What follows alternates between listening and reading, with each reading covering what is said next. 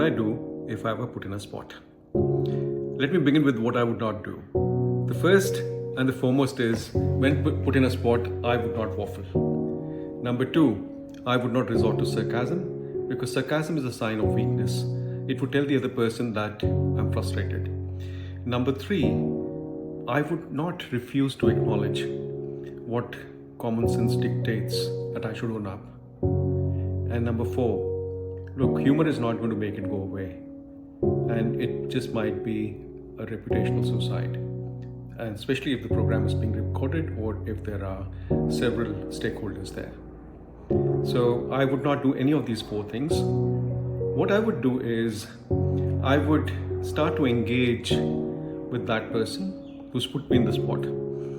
I would stay factual. I would offer proof. And I would try and get out of that situation gracefully, and I would not argue.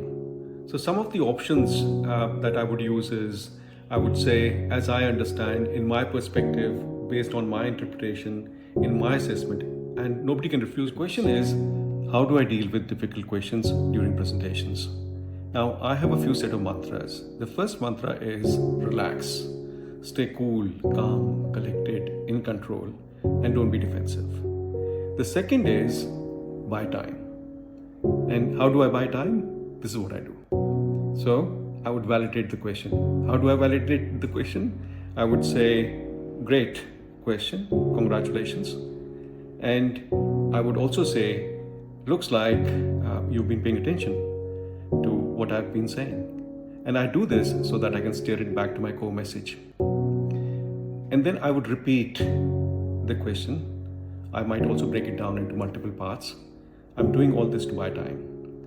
Once I have a response ready in my mind, then I start to respond.